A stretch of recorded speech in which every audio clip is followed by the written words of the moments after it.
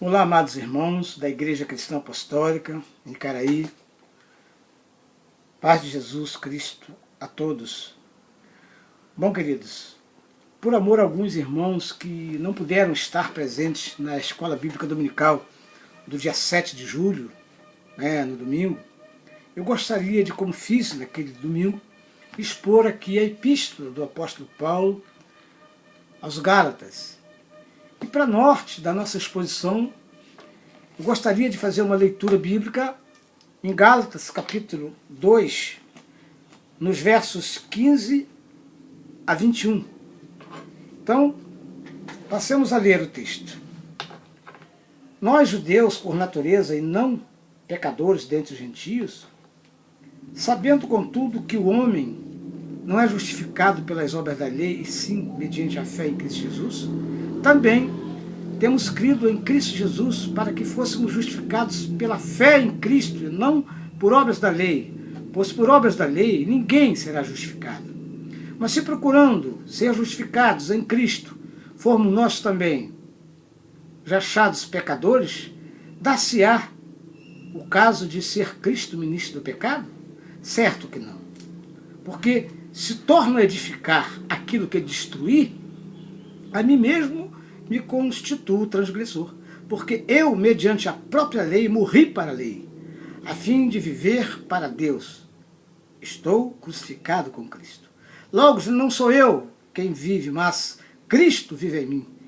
E esse viver que agora tenho na carne, vivo pela fé no Filho de Deus, que me amou e a si mesmo se entregou por mim. Não anulo a graça de Deus, não anulo a graça de Deus, pois se a justiça é mediante a lei, segue-se que morreu Cristo em vão. Amados, falando na Galácia, esta era uma região situada na Ásia Menor. E para nos localizarmos melhor, precisamos estabelecer a diferença entre Ásia Menor e Ásia. Ásia e Ásia Menor.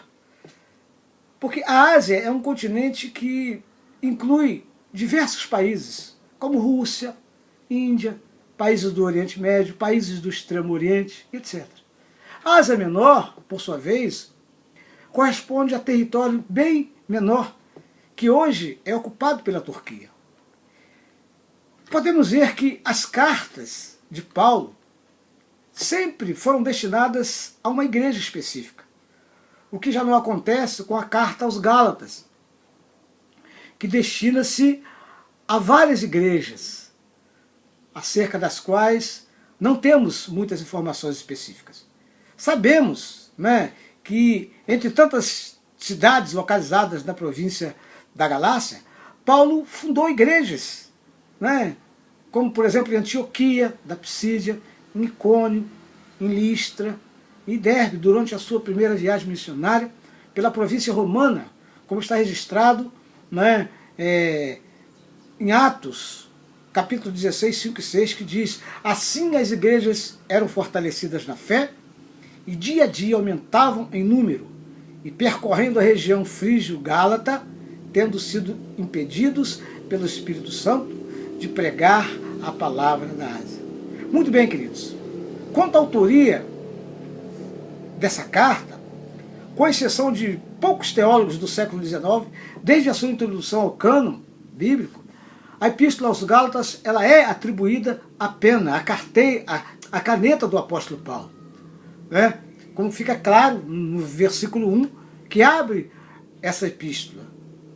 Gálatas 1 diz: Paulo, apóstolo, enviado não da parte de homens, nem por meio de homens, mas por Jesus Cristo e por Deus Pai, que o ressuscitou dos mortos. Aqui o apóstolo Paulo defende a sua autoridade apostólica, dizendo que foi chamado pelo próprio Cristo e por Deus para ser apóstolo. Paulo então apresenta as suas credenciais no início desta carta, porque alguns judeus da Galácia questionavam o seu ministério e a sua autoridade apostólica, por ele não ter feito parte daquele grupo dos 12 e não ter andado, não é, com Jesus ali pelas geografias da Palestina. Quanto à data e local dessa carta, ela foi escrita em Antioquia, aproximadamente no ano 49 depois de Cristo e antes do Concílio de Jerusalém.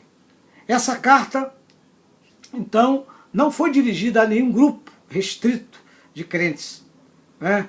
Ela provavelmente tenha circulado ali por diversas igrejas da Galácia, por toda a província romana, com o intuito de alertar aos gálatas quanto aos perigos, né, que os rondava e que poderia desviá-los do verdadeiro ensino do evangelho que Paulo pregava. E olha o que Paulo diz, né, em Gálatas capítulo 2:16. Sabemos que ninguém é justificado pela graça, pela prática da lei, mas mediante a fé em Jesus Cristo. Assim nós também cremos em Cristo Jesus para sermos justificados pela fé em Cristo e não pela prática da lei, porque pela prática da lei ninguém será justificado. Amados, Paulo justamente escreve esta epístola para refutar um grupo de judaizantes que queria alterar, que queria pôr abaixo todo o conteúdo do genuíno evangelho que ele pregava, tentando levar os crentes gentios da Galácia e todos aqueles judeus que já tinham sido convertidos ao evangelho através de Paulo, convencendo eles a voltar à antiga prática de todo aquele pacote de rituais judaicos que eles julgavam, né, serem necessários para que fossem salvos. E também o grande propósito de Paulo ao escrever esse tratado foi o de instruir os cristãos da região da Galácia sobre a justificação exclusiva e absoluta pela fé em Jesus.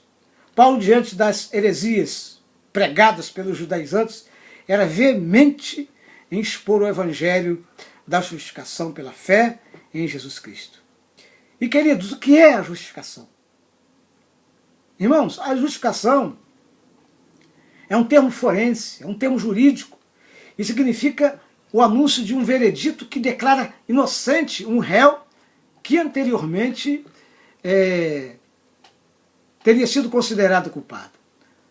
A justificação, portanto, é um conceito teológico presente no cristianismo que trata da condição do ser humano em relação à justiça de Deus.